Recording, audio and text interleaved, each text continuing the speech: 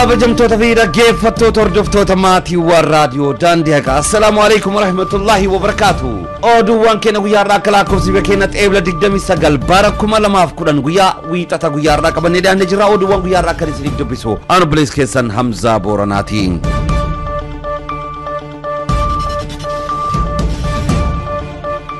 Mormi marsala mafaaf godina Gujibaa magaalaa Shaakisoo keessatti guyyaadhaa geggeeffamaa oolee jira. Qeerroon Gujii fi uummanni Shaakisoo qabsoo marsala mafaaf finiinsaa oolanii jiru. Hiriirri mormii guyyaadhaa qaamota hawaasa hunda kan hirmaachise yommuu ta'u, maddeen keenya akka gabaasa jiranitti hojjettoonni warshaa Alamuddin sodaatuudhaan guyyaadhaa hojiirraa akka oolan beekame jira. Akkuma beekamu ka'umsi mormii kana tibba kana godina Gujibaa fi godina Gujii lixaa fi yuunivarsiitii Oromiyaa adda addaa keessatti haaromsa hayyama oomisha warqee Midrock Gold godina Gujii aana Shaakisoo laga dambii ilaalchisee uummanni keenya tokkummaadhaan mormaa akka jiru ni beekama. Uummanni keenya Shaakisoo guyyaarraa itti gaafatamtoonni mootummaa naannoo Oromiyaa olaanoon hawaasa wajjin tibba kana magaalaa Nageellee Booranatti eegi mari'ataa turaniin booda guyyaa kaleessa itti gaafatamaan raayyaa ittisa biyyaa obbo mootummaa Maqaasaa naannicha irratti argamuudhaan hawaasa wajjin marii gaggeessee kan ture ta'us uummanni keenya hamma hayyamni waraqaa Midrock Gold godina Gujii aana Shaakisoo laga dambii haqamutti mormiin keenya hin dhaabbatu jechuudhaan guyyaadhaas mormii cimaa gaggeessaa oolanii jiru. Qaamonni mootummaa lubbuu hawaasaa irratti qoosan hamma ammatti hayyamni Midrock haqnee jirra jechuu kan hin dandeenyee fi uummannis qaama mootummaa irraa deebii gahaa argachuu dhabuu isaatiin gara mormii marsa lammaffaaf finiinsutti cimsee itti fufee jira. Uummanni keenya guyyaadhaa magaalaa Shaakisoo keessatti mormii cimaa dhageessaa ture. Mormii isaa irratti maanguddoon mormicha irratti hirmaatan akka raadiyoo daandii Akka himanitti sa'a 24 keessatti deebii hatattamaa mootummaa irraa barbaanna. Waggoota 25 guutuu ilmaan teenya laamshaa bal'aa ta'aa harka dhabaa miila dhabaa geenne jira ammaan booda obsa takkasee hin qabnu kan jedhanii fi namni keenya naannicha irraa dubbifne akka nuuf himanitti namoota 14 kan laamshawan kan bal'ataan ministeera raayyaa ittisa biyyaa obbo mootummaa Maqaasaaf guyyaa kaleessa walitti qabuudhaan kan agarsiisan yommuu ta'u obbo mootummaa Maqaasan bulchaa godina Gujibaa obbo Xilahuu Waadara wajjin walii galuudhaan obbo mootummaa Maqaasan xalayaa kana irratti akka mallatteessan yeroo uummataa ibsanitti bulchaan godina Gujibaa obbo Xilahuu Waadara namni laamsha'es dhukkubees hin jiru jechuudhaan wanta inni nu amansiise fida hayyama akka mallatteessun kan nu godhe kanaafuu amma boodu wanti sun isin irraa kahaa eeggadha deebii kana qofa koo deebisuu hin danda'u mootummaa naannoo Oromiyaa fi mootummaa federaalaa wajjin ta'e deebisaa isiniif kennina yeroo xiqqoo nu obsa jechuudhaan kan deeman ta'uu maddeen keenya naannicha irraa dubbifne kan nuuf himanii fi uummanni keenya ammoo nuti obsa fixannee waan jirruuf guyyaa har'as mormii baane jedhaniiru. Uummanni keenya biyya keessatiif alatti argamtan waan qabeenyaaf lafa Oromoo fi nama Oromoof hin tolle tokkummaan ta'uun mormiin wajjin geggeessaa nu wajjin jiraadha jechuudhaan dhaamsa isaanii kan dabarfatanii fi maanguddoon naannichaa irraa dubbifne qaamota itti gaafatamtoota mootummaa naannoo Oromiyaa federaalaatii fi wanti isin bulchitan nu himaa obboleessa keessan haadha fi abbaaf obboleettii keessan kan ija dhabee jaamee dhumataa jiru kan qabeenya ifiif lafa ifii irratti jaamee dhumataa jirudha kan qabeenya fi lafa ofii irratti dhumaa jiruttu nu dhaqqabaa nu bira dhaabbadha yoo har'a nuti miidhamne isintu miidhama jechuudhaan dhaamsa maanguddooma dabarfataniiru. Naannichatti bilbiluudhaan turtii maanguddoo wajjin taasifne akka armaan gadiitti sin dhageessifna. Salaamu alaykum warahmatullahi wabarakatuh. Wa alaykum salaam warahmatullahi. Akkam ooltan nageenyi waraana fayyuma. Akkam jirtan naguma. Naga Hamzaa Booranaa jedhama raadiyoo daandii Akka irraa bilbila jira naga qabdanii. Ayyee. Oolmayni guyyaadhaa godina Gujibaa magaalaa Shaakisoo maal fakkaata gabaasa argatuuf gama keessaniif bilbillee har'a mormiin jaba ture fakkaata. Olmayya baay'ee namatti tola hiriirri nagaa baay'ee kan jaarsi keessaan hafin ijoolleen hafin hojjettooti mootummaa kan hafin barattooti kan hafin namni hundaa hiriira nagaan baay'ee nagaan galee walitti dhaamatee kumaandera Oromiyaa poolisiitii fi kumaandera poolisii uummataa waliin walitti dhaamatanii nagaan gargar galanii. Tole mee hiriirri kun saamee qarratti baame dhaadannoowwan dhageessifamaa turan maal fakkaatan? Dhaadannoowwan dhageessifaman Oromiyaan biyya keenya Alamuddin diina keenya nurraa buqqa'uu qaba.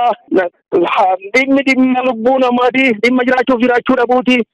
Ganna 25 nami keenya dhumataa laanshaa horii keenya dhumataa gara bahaa akkanaan turree jirra amma immoo mootummaan Oromiyaa mootummaan dubbii namaa dhaga'u waan dhufeefi dubbii keenya dhaga'ee nama kana nurraa dhaabuu qaba. Sa'aatii 24 keessatti yoo inni itti dhaabatin tarkaanfiin hagara hin jedhamne duubaan hin fudhanna kanuma jedhaa oolan. Tole mee hiriira kanarratti qaamni mootummaa dhufee isin dubbisu yookaan warroottan poolisii uummata keenya sodaachisu yookaan reebu uummata keenya irratti tarkaanfii fudhatan jira?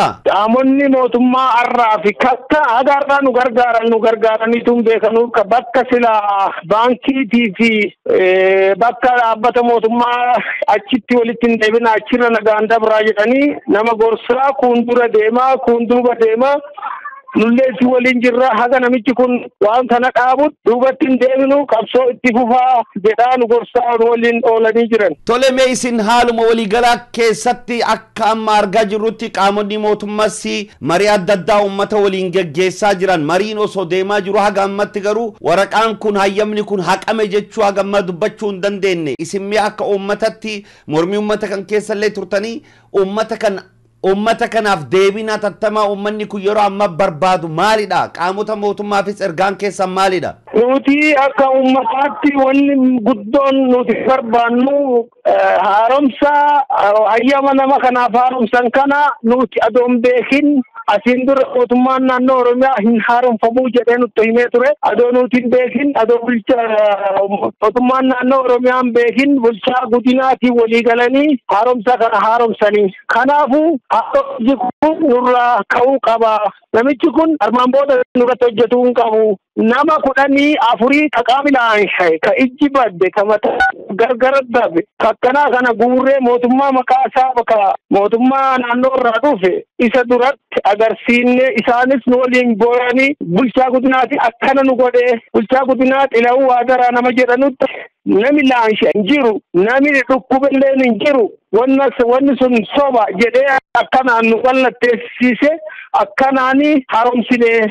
Kanaafuu amma booda wanni sun isinirraa kaa eeggadhaa kophaa kiyya deebii kana deebisuu hin danda'u mootummaa naannoo Oromiyaatii fi federaalaa waliin ta'ee deebisaa yeroo xiqqootti na eeggadhaa jedhee waan deemeef har'a immoo obsaan hagas eegachuu dadhabbiitti baane malee beellamni warri nu akkana jira akkana jedhamu.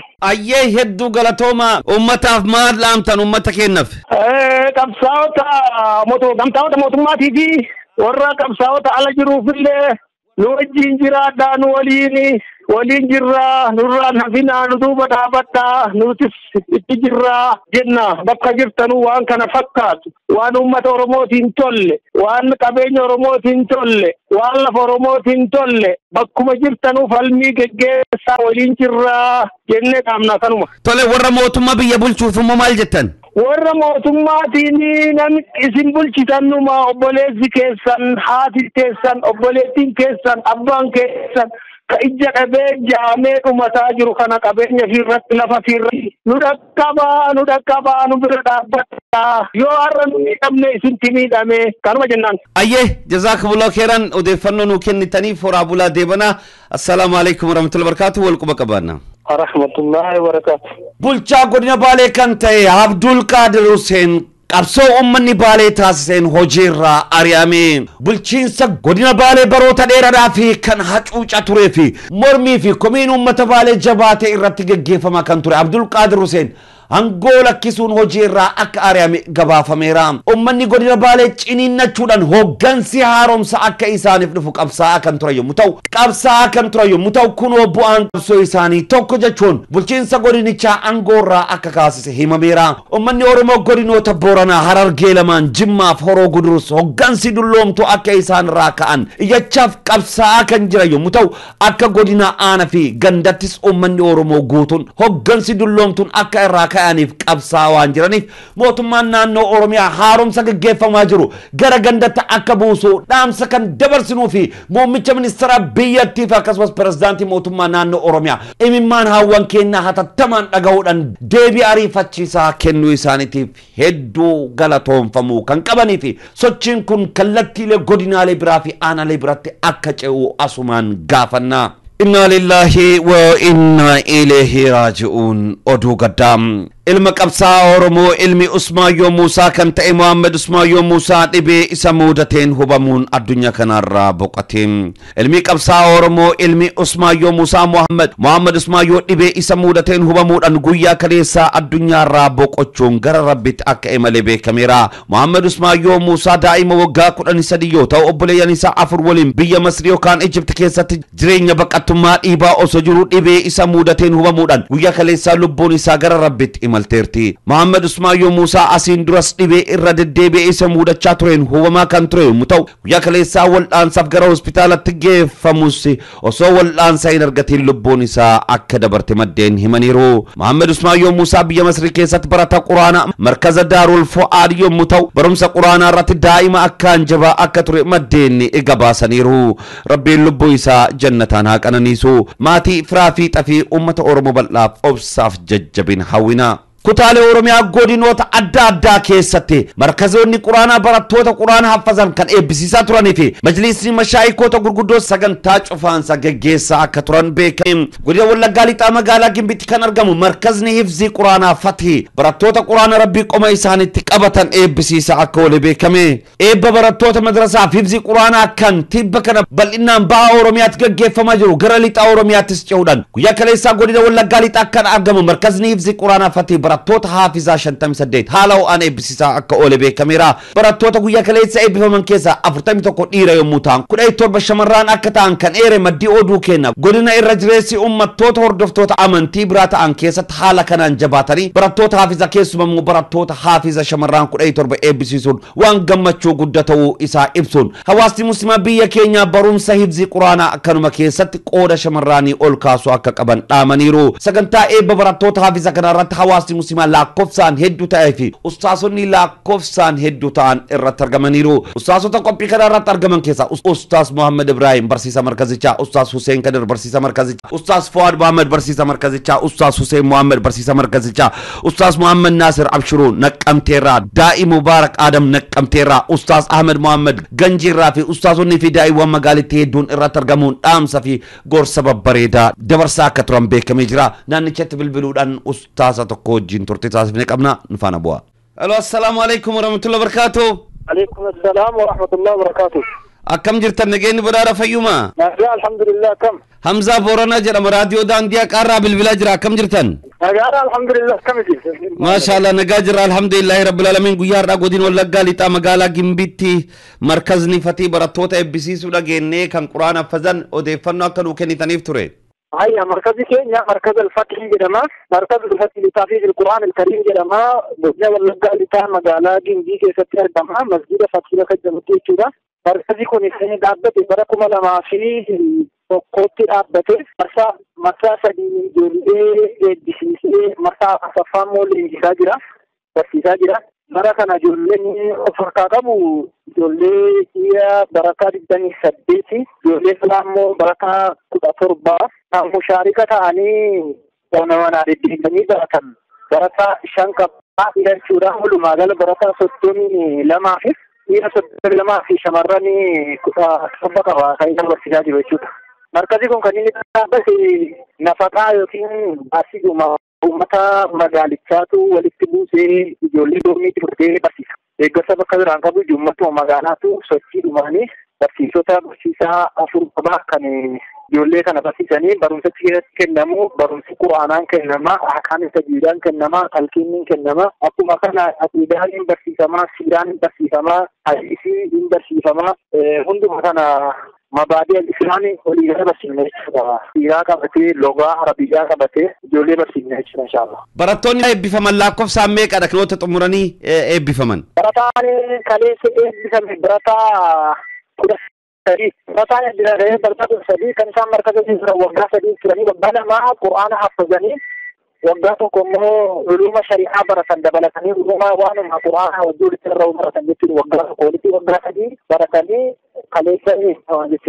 أيه جزاكم الله خيرا كان أول كبسيفتني جا أمتك إن دامسي سندبر ستني جرات الراسن يكن نوام مركز اللي راتو أمته مكينا في اللي ونسين إرجان دبر فتني جرات إرجان دبر أمة مسلمة بقدر أن تيجي جولين قرآن حفظ دي كم كيسة كوا Itoophiyaatti hedduu waan ta'aniif hundumti ijoollee quraana haffadan kana koolleejjii barbaachisaa ta'e hanga ijoollee kana walitti qabee biyya adda addaa irra leenjisuu danda'u akka Suudaadan akka guddaa dabarsaa ijoolleen baay'een quraana haffatanii ka'anii hanqinni koolleejjii bakki isaan itti darbanii barsiisuudhaan baadiyyaa mudaqanii haalasaa quraanaa barachuudhaan dadhabina yookiin haala magaalaa baranii baadiyyaa wallaaluudhaan ijoolleen quraana haffatanii osoo kitaaba itti dhufin addaan kutanii dhaabbachuun booddee quraanillee kaabadee miidhaan adda addaa ijoolleetti waan nufuuf hanqinni garaagaraa argamuuf akka biyya keenyaatti immoo namni quraan markabee tahfiidaa kana irraa eebbifamee ta'e walitti qabee ijoollee kana leenjisu ijoollee kana barsiisu kolleejjiin akkasii yoo argamne hawwii keenya guddaa kan jedha utubaa gana wanni musliimoota hawwuu hundi uummata keenyaa quraana haffatanii diinii kanaaf akka isaan falmoo ta'an diinii kanaaf dhaabbatan islaamummaa kana guddisan hawwii kun inshaallah sumaanin uummata musliimaatti dabarfama. Ayyee jazakumullahu khairan barakallahu fiikum hedduu galatoomaa wassalaamu alaikum warahmatullahi wabarakatuh. maatiin barattoota ustaazonni fi hawaasni muslimaa baga gammaddan baga gammanne jechuu barbaanna. Bifa wal fakkaatu magaalaa Cirootti masjiidni Salaam sagantaa gaggeessa barattoota fi simannaa Ramadaanaa sabeeffachuudhaan qophii muhaadaraa ho'aa gaggeessan. Godina Harargee Lixaa magaalaa Cirootti masjiidni Salaam sagantaa wal gaggeessa barattoota fi simannaa Ramadaanaa kabajamaa sabeeffachuudhaan guyyaa kaleessa haala ho'aan sagantaa muhaadaraa gaggeessaa akka oole ibsameera. Sagantaa kanarraa sheekonni akka Sheek Usmaan Durii Dirree Xayyaaraa irraa Sheek Abdallaa Hirnaarraa Sheek Aliyyi Mishigii Sheek Kamaal Mi'eessoorraa Ustaaz Haydar Hirnaarraa Sheek Muhammad Abdurrahman Munashid Abdul Jawad Ibrahim Haromayaa irraa fi kanneen biroo hedduun irratti argamuun gorsa mimmiyaawaa dabarsaa akka oolan beekameera. Handhuura Oromiyaa magaalaa Finfinneetti kan argamu markazni hifzi quraanaa Ibnu Kathiir barattoota hifzi quraanaa marsaa shanaffaaf leenjisaa ture 75 haala ho'aan eebbisiise. Handhuura Oromiyaa magaalaa Finfinnee moonaa masjida Sheek Hojilee keessa kan argamu markazni hifzi quraanaa kan Ibnu Kathiir barattoota hifzi quraanaa marsaa shanaffaaf leenjisaa ture guyyaa kaleessaa haala ho'aan eebbisiisaa akka oole beekameera. Oduma wal qabatuun barataa markazichaa kan turee fi eebbifama marsaa sadaffaa kan ture Ustaaz Adam Ibrahim barattoota hifzi quraanaa magaalaa Baatii keessatti leenjisaa ture 10 qabatee dhufuun barattoota Ibnu Kathiir waliin eebbisiiseera. Sagantaa eebba kanarratti hawaasni muslimaa lakkoofsaan guddaa ta'e irratti akka argame beekameera. Maatiin barattootaa fi ustaazonni hawaasni muslimaa baga gammaddan baga gammanne. Godina Harargee Bahaa Gursumitti barattoonni shamarranii madrasaa Toofiq cufiinsa madrasaa sabeeffachuun guyyaa kaleessaa sagantaa guddaa gaggeessan. Godina Harargee Bahaa Gursumitti barattoonni shamarranii madrasaa Toofiq cufiinsa madrasaa sabeeffachuun guyyaa kaleessaa sagantaa guddaa gaggeessaa akka oolan maddeen gabaasaniiru. Madrasaan Toofiq barattoota umriin isaanii 10 amma 65 gidduu jiran 200 ol of keessa kan qabu yommuu ta'u sagantaa guyyaa kaleessaa irratti gooticha keenya dhiyeenya kana mana hidhaatti hiikame dargaggoo Khalid Ibrahim dabalatee sheekonni hedduu fi hawaasni muslimaa lakkoofsaan guddataan akka irratti argaman ibsameera. Bifa wal fakkaatuudhaan godina Harargee Lixaa aanaa Gumii Bordoddeetti masjiidni Raamaan barattoota masjiidicha keessatti barachaa turan haala ho'aan eebbisiise. Godina Harargee Lixaa aanaa Gumii Bordoddeetti barattoonni masjiidu Raamaan barachaa turan guyyaa kaleessaa haala ho'aadhaan eebbifamaa akka oolan himameera. Sagantaa kanarratti barattoota eebbifaman jajjabeessuu fi kennaan kennamaa kan oole yommuu ta'u Sheek Jamaal Aliyyi dabalatee sheekonni gurguddoon hedduu saganticha irratti argamuun gorsa bareedaa dabarsaa akka oolan gabaafameera. Kanuma wal qabatee jama'aan masgiidichaa gara fuulduratti madrasaa guddaa ijaaruuf karoora qabatanii akka jiran himameera. Godina Jimmaa aanaa Shaabbee Sombotti eebbii barattoota markaza Kawthar barattoota 18 waggaa lamaaf barsiisaa ture bifa bareedaa bifa dinqisiisaa ta'eedhaan eebbisiisaa kan oole fi sagantaa kanarratti ulamoonni fi mashaayikoonni fi barsiisonni barattoota argamuudhaan barattoota kana eebbisiisaa fi barattoota fi dhaamsa akkaan babbareedaa dabarsaa akka turan beekamee jira. Bifa wal fakkaatuudhaan sagantaan eebba barattoota quraanaa magaalaa Shaashamannee masjiida Hamzaa ganda duwwaa tokkotti argamu haala ho'aadhaan barattoota barsiisaa ture akka eebbisiisaa ture beekamee jira. Majlisni Haaji Yusuf Humbannaa kan godina Harargee Bahaa aanaa Jaarsoo Araddaa Lafiin Fadhuutti argamu sagantaa cufiinsaa majlisicha gaggeessaa akka ture beekamee jira. Sagantaa kanarratti ustaazotaa fi sheekonni hedduun irratti kan argamanii fi ergaawwan babbareedaa dabarsaa akka turan maddeen keenya gabaasaniiru. Sheekonni sagantaa kanarratti argaman Sheek Irshaad Badrii, Sheek Muhammad Usmaan, Sheek Abdullah Muhammad, Haaji Yusuf Humbannaa fi Ustaaz Tamaam Muktaarii fi Ustaaz Jamaal Abdii akka keessatti argaman beekamee jira. Kallattii biraatiin godina Jimmaa aanaa Oomoo Beeyya magaalaa Gonnat ijaarsa masgiida Kabiir sabeeffachuudhaan sagantaa muhaadara guddaa gaggeeffamaa akka oole himameera. Godina Jimmaa aanaa Oomoo Beeyya magaalaa Gonnaa keessatti masgiida Kabiir ijaaruu fi jiraattonni musliima magaalichaa fi naannawa ishee guyyaa kaleessaa sagantaa muhaadara guddaa gaggeessaa akka oolan maddeen gabaasaniiru. Sagantaa muhaadara haalaan ho'aa fi guddaa ta'e kana irratti mallaqni ijaarsa masjiidaaf oolu walitti kan qabame yommuu ta'u namoonni loonii fi manneen arjooman hedduun akka jiran himameera. Sagantaa kanarratti hawaasni musliimaa kuma kudhanii olitti tilmaamamu irratti kan argame yommuu ta'u sheekonni gurguddoon kanneen akka Sheek Muhammad Saani Abdul Qaadir Oomoo Naaddaarraa, daa'ii beekamaa Sheek Naasir Abdurrahman magaalaa Jimmaarraa, daa'ii Sheek Awwal Idriis Jimmaarraa, Sheek Badruu magaalaa Gonnaarraa, Sheek Bayaan Kafarsaarraa, Maddiin Sararaa akka argaman maddeen gabaasaniiru. Jilli Sheek Anwaar Yuusufiin hoogganamoo Ammars Marsala Maffaafi qarqaarsa hawaasni keenya biyyoota alaa adda addaarraa ta duree lammittuu lammiif gaachana jedhuudhaan gama isaanii ergame qabatanii Naayiroobii irraati hawaasa keenya ajjeechaa waraana mootummaa Itoophiyaa jalaa baqatanii gama mooyyelee keenyatti baqatanii kaampii dambalaa faccanaa jiraniif qarqaarsa dhaqqabsanii akka jiran beekamee jira. Kallatti biraatiin uummanni keenya Ameerikaa kaabaa magaalaa Minisoota magaalaa Lakkuu keessatti argaman guyyaa kaleessa masjiida Bilaal keessatti walitti qabamuudhaan uummata keenya qe'eef qabeenya isaanii irraa buqqaaniif manneen jireenya ijaaruudhaaf qarshii doolaara 80,000 olii akka walitti qaban maddeenni keenya naannicha irraa dubbifne raadiyoo daandii Akkatti himaniiru. Gabaasa guutuudhaaf naannichatti bilbiluudhaan qophii kanarratti hirmaataa kan turan keessaa obbo Shamee Huseen wajjiidhaan turtii taasifne akka armaan gaditti isin dhageessifna. Hello, assalamu alaikum warahmatullahi wabarakatuh. Waalaikumsalam warahmatullahi wabarakatuh. Akkam jirtan nageenyi badhaadha fayyuma? Nageenyi badhaadha fayyaa Hamzaa kiyya qabiyaati. Hamzaa Booranaati raadiyoo daandii Akkaarraa bilbilan nagaa qabdanii? Nagaa qabna deera kiyya fayya qabna alhamdulillah. Maashaallah baga jiraatan guyyaa kaleessa qophii jabatti ture jechuu dhagayaan qophii sanis hin dhageenye ture. Qophii sanitti ni majeetii yaaboo telefoon barbaade aanaa barsuwaan obaayee si argachuu hin dandeenye jaata jettee Hamzaa kiyya gaasumatu waan jiraatan waan ati darbitu suma jalaa hin ol darbaa jiraniiti. Horaa bulaa deebana eegamee dhageeffattoota keenya nu dhagaaniifillee qophiin guyyaa kaleessaa Minisootatti gaggeeffame lammiif gaachana jedhu mata duree akkamii irratti gaggeeffame mee hawaasni irratti hirmaate hawaasa kamiidha maaltu argame maal argatta waan jedhu so dhageeffattoota keenya irraa nu qoddanii xiqqoo. Bareeda Hamzaa kiyya lammiif gaachana kajuu akkuma beektu Minisootaan biyya Oromoo guddisee diyaaspooraa kana keessatti hin qubatu.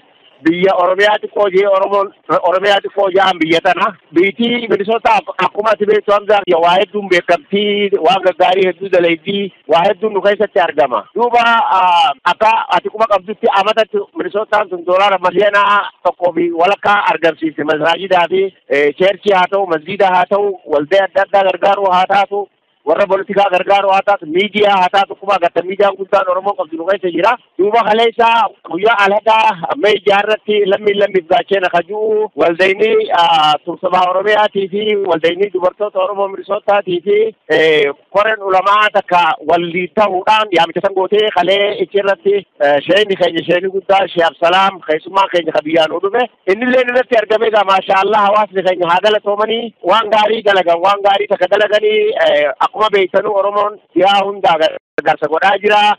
Ji'uma tokko dura si komandoo inni asitti maqaa si komandootiin gargaarsa bareedaa goone jiilli horii sun gaggeessu kutulleen gara biyyaa dabre har'allee akkasumatti gara bahaa Oromiyaa kana uummata rakkisan lammiif gaachana kajuu gargaarsa godhu Oromoonni kalee walitti bahanii magaalaa Lakkuu tanatti Minisootatti doolaara 8,800 argamsiisanii ammallee gaawwatii ganaa kana dhagahee onnattee hadoodee fidaa jirulleen nu boodi jiranii saniifuu Hamzaa kiyya kalee waan akkasii ture Minisootaa keessa. Maashaallah egaa rabbi sinirraa jaalatu hojii khayrii keessatti yeroo kamuu uummanni keenya biyya alaa keessa egaa akkoo isanillee jettan Oromiyaan xiqqoo Minisootaadhaa hojii gurguddaa hojjetaa turtan rabbi sinirraa jaalatu egaa tumsi kun kallattumaadhaan uummata keenya biyya keessa jiruuf dhaqqaba waan ta'eef mee haaluma waliigalaatiin sochii uummanni keenya biyya keessa taasisaa jiruu fi deeggarsi kun ka'umsi isaa uummata keenya qe'eef mana ijaaruudhaaf moo uummata keenya beela'eef nyaata dhaqqabsuuf moo karoorri san itti kaataniif maalidha waan jedhullee osoo irraa nu himtanii. Karoorri tumsi kun itti ka'ee Hamzaa kiyya galatoomsa fayyaadee gaafi bareedduudha. Horiin kun kasasaaf oli qabamuuf jiru tokko uummanni keenya akkuma ati jettu akkuma ati kuma qabdu ummata qabeenya isaatii fi alaamana isaa mana viillaa odoo qabu makiinaa odoo qabu dukkaana odoo qabu hoteela odoo qabu irraa ari'amee akkuma ati agarte san kun kaambii hammarreessaatii fi iddoo adda addaa kuufamee taa'u jiru. Saniifuu ummata isaanii keessa jiranii gara nyaataatiin ammoo rakkoon guddoon jirtu bakka mataa jala qabatan yeroollee yeroo badheessaa yeroo agartee roobni roobu gaheen guddaan kan itti feene irra guddaan isaa yaadni guddaan manneen akka ijaaramu manneen koreen ulamaa sheekotiin keenya haalimma keenya gurguddaan koree akkuma isin quba qabdanii koree sheekotaa gad dhaabanii akkuma isin quba qabdanii biyya adda addaa keessatti kunoo Shaashamannee Finfinnee naannoo Finfinneeti Addanaa Adaamaa manneen ijaaru jiran sanitti lulleen akkasumatti gaa akka koreen ulamaan qopheessite san bira nuu ga'ee manneen itti ijaaran hawwii qabnaa jechuun inshaallah rabbi jee. Ayyee hedduu galatooma mee carraa kana fayyadamtanii immoo hawaasni isin galatoonfattan eegi jiraate akka goolabbitti dhaamsii isin dabarsan eegi jiraate carraasanii kenna. Maashaallah hamdaa galatoomi fayyaadee duraan dursee warra Minisootaa warra kalee dhufee akkasitti uummata isaaniitti arjoome galatoomaan ja'anii ammallee deebi'ee abbaa manaa fantareezingiitti goonee san laqiisee hedduu galatoomi ja'an firiin uqanne bilaashitti bara san sarbiitti gaggeeffanne. ammallee hawaasni galatoonfatu barbaadu hawaasa Oromoo diyaasporaa biyya Arabaa haa jiraatan biyya Awurooppaa haa jiraatan Ameerikaa haa jiraatan Kanadaa haa jiraatan xiqqoo guddoo qaban ummata isaanii bira dhaabbachaa jiran keessaafuu warra Sucuudiidhaa warra waldaa Raabaadorii bultum warra Makkaa ammallee itti aansee qeerroo magaalaa Riyaad akkasuma warra isaan fakkaatan hunda bakka jiranii galatoomaan jaa maaliif lammiin baacheenaa arra ummata keenya lammiin bira dhaabbattu malee mangistiin tokko mootummaan tokko bira dhaabbattutti hin jirre gargaarsa tokko hin qabne kanam tokko kabiraa akka mootummaa bira dhaabbattutti hin jirre ummata isaanii kana bira dhaabbatanii ulamaa isaaniitiin wal qabatanii gargaarsi isaan godhaa jira kun gargaarsa inshaa Allah boru guyyaa boru fuula rabbii duratti jazaan isaanii deebi'uuf akkasumatti warreen kaanis warri waaqeffataa kan kiristaanaa warri nu bira dhaabbataniis ni agarraa hedduu galatoomaan ja'anii miidiyaaleen Oromootis rakkina ummata keenyaa duuba dhaabbatanii haala isaan mudataa jiran gaddaa gammachuu isaanii nu dhaqqabsiisuu keessaniif raadiyoo daandii haqaatirraa eegalee ONN Risaalaa TV International keessaafuu qalee guyyaa guutuu nu bira dhaabbatanii dhaadheessaa yaamicha kanaatiif illee harka guddaa haa qaban isin hundinuu hamdaa kiyyaa warri miidiyaa xixiqqaa qabdaniif gurguddaa qabdan wallahi kanumaa isa namni wooma qabuun rabbi sodaatayyan wanni nuti qabnu wanni Oromoo qabu miidiyaalee keenyallee kanuma wanni biraa takka ka qabnu jiru ka keenyallee irra abdii guutuun qalbii qulqulluun waatti himannee waatti dabarfannee irraa waa eeggannu oduu gaddaa fi gammachuu uummata keenya keessa jiru insha Allah miidiyaa kanallee intarnaashinaali nuti akka nu gurguddatu hawwii qabna akkasii hamdaa kiyya atilleen akka nama miidiyaa tokko gaggeessutti hedduu takka galatoomii wanni ati dalagaa jirtu waan Oromoo boonsu dhuguma sanitti miidiyaan kamiyyuu CNN illee waan ati dalagaa jirtu akka nama tokko dalagaa jiru hedduu si hordofa si jala deemu jira guddoo naa galatoomii si hamdaa kiyya fayyaadee galatoomii jazaan kee jannataa fi bilisummaadha. Amiin hayyaakumulla jazaakumullahu khairan horaa bulaa deebanaa ummanni keenya waan kana irratti hirmaattanii gumaachi taasiftan hunda argitee rabbiin jazaa keessan isiniif haa kafalu waan ummata keenya biyya keessaa hiraarfamaa miidhamaa jiru hunda bira dhaabbattanii yeroo hundatti tumsa jaba taasisaa jirtan isiniin boonnee jirra horaa bulaa deebanaa hayyee wassalaamu alaikum warahmatullahi wabarakatuh. Wa alaikum salaam. Kabajamtoota fi dhaggeeffattoota hordoftoota raadiyoo daandii haqaa oduuwwan keenya guyyaadhaaf qindeeffannee qabannee kana fakkaatu qophiiwwan keenyaafan wajjin turmaata gaarii.